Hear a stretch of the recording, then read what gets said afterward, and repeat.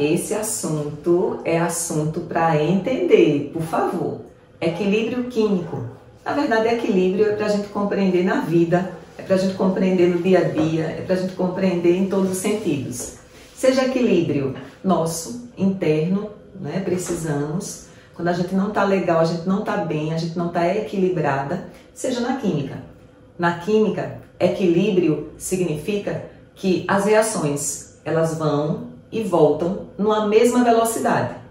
O nitrogênio reage com o hidrogênio, forma amônia. Mas na mesma velocidade, a amônia volta e se transforma em hidrogênio e nitrogênio. Então ela fica indo, voltando, indo, voltando, indo, voltando. Poxa, Helena, isso é bom? Nem sempre, né, gente? Por que nem sempre? Imagine você, dono de uma fábrica de amônia. Imagine você, dono de uma fábrica da matéria-prima para fertilizantes. A amônia é matéria-prima para fertilizantes. Você é dono dessa fábrica. O que é que você quer mais? Você quer que ela fique indo e voltando, indo e voltando, indo e voltando? Ou você quer uma produção cada vez maior de amônia? É claro que você quer que se forme cada vez mais amônia do que volte a formar nitrogênio e hidrogênio. Você quer produção de amônia em grande quantidade.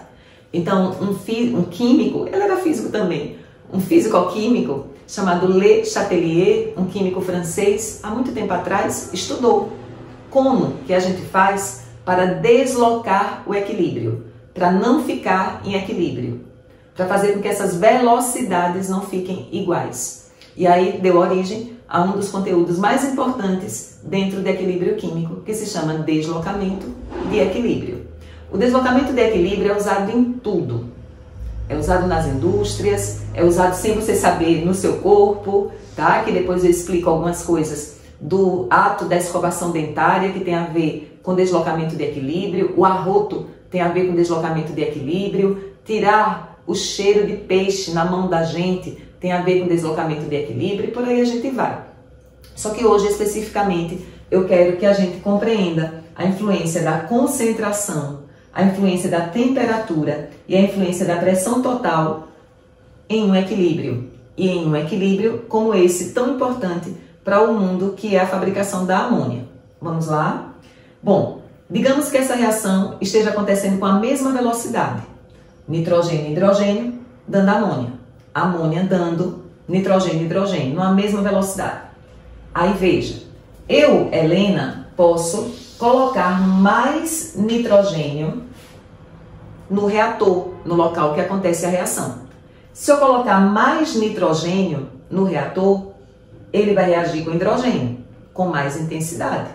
E ele reagindo com hidrogênio, ele vai formar cada vez mais amônia. Então eu posso fazer com que essa reação aconteça mais rapidamente para a formação da amônia se eu aumento a concentração dos reagentes. Se eu aumento a concentração deles, eles vão se colidir e vão formar cada vez mais quem? Amônia. Então, aumentar a concentração do nitrogênio é fazer com que a reação caminhe para o lado da amônia. É fazer com que a velocidade, esse V é de velocidade, a velocidade da direta da reação que forma a amônia seja maior do que a velocidade da inversa. Então, é uma boa ideia eu aumentar a concentração do nitrogênio, é uma boa ideia eu aumentar a concentração do hidrogênio, aumentar a concentração dos reagentes. É uma boa ideia. Tá, mas que outro fator que eu posso utilizar para melhorar, aumentar a concentração da amônia? Um outro fator é a temperatura, mas você tem que ter cuidado. Você tem que ter cuidado se você deve aumentar ou se você deve diminuir a temperatura. Como, Helena, que eu vou saber isso? Observando o ΔH, observando a variação de entalpia dessa reação. A reação de formação da amônia tem um ΔH negativo. ΔH negativo significa que o processo é exotérmico, que ele está liberando calor.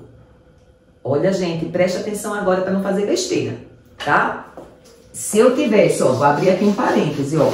Se a minha reação fosse eita maravilha, se a minha reação quisesse ganhar, absorver calor, poxa, dê para ela, aumente o grau de agitação dessas moléculas, aumente a temperatura. Se fosse endo, ele quer energia. Se aumenta a temperatura, se aumenta o grau de agitação dessas moléculas.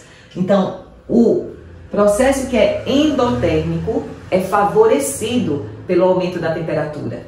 Aumenta a temperatura que vai formar cada vez mais os produtos. Mas olha o que está aqui, que esse processo é exotérmico. Esse processo não quer que você aumente a temperatura. Esse processo, pelo contrário, ele quer dissipar, ele quer perder, não dê.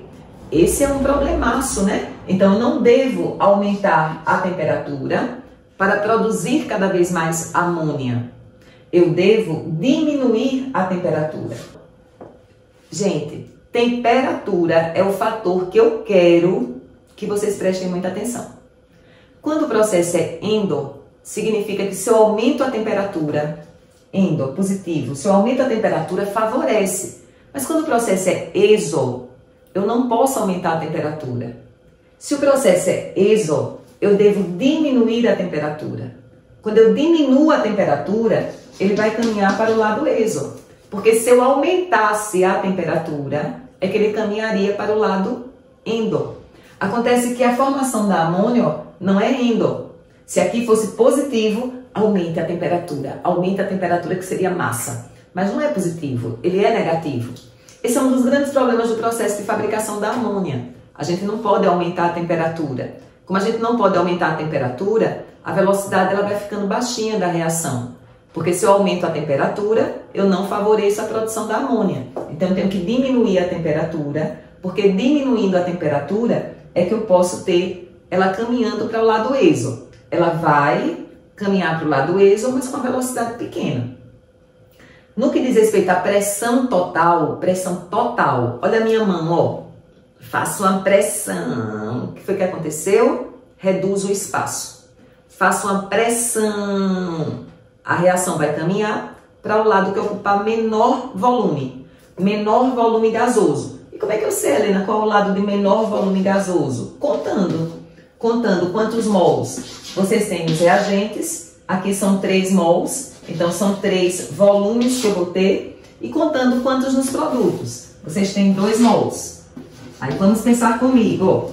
De um lado, você tem 3 mols. Do outro, você tem 2 mols. E você está aumentando a pressão. Se você está aumentando a pressão, está reduzindo o espaço. Então, a reação vai caminhar para o lado que tiver menor espaço, porque o lado que precisar de menor espaço. Qual o lado que precisa de menor espaço?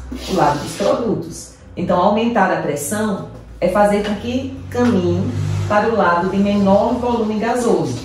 Lado de menor volume gasoso. Quem foi o lado de menor volume gasoso? Neste caso, o lado dos produtos. Então, favorece.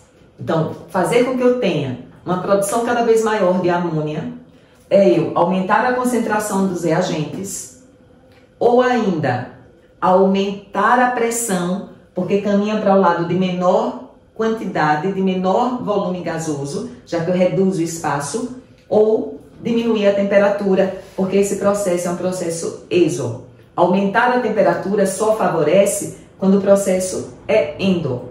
Então, deslocamento de equilíbrio são 3 fatores sempre: concentração, pressão e temperatura. Catalisador não desloca o equilíbrio. Catalisador aumenta a velocidade da ida, mas também aumenta a velocidade da volta. Catalisador é distrator. Catalisador é para você errar a questão. Catalisador não desloca equilíbrio. Quem é que desloca equilíbrio? Concentração, pressão e temperatura. Equilíbrio químico é muito importante para a química. A gente vai ter uma aula para falar das coisas do dia a dia que envolve deslocamento de equilíbrio, tá? Fica ligadinho que essa aula vai aparecer a qualquer momento.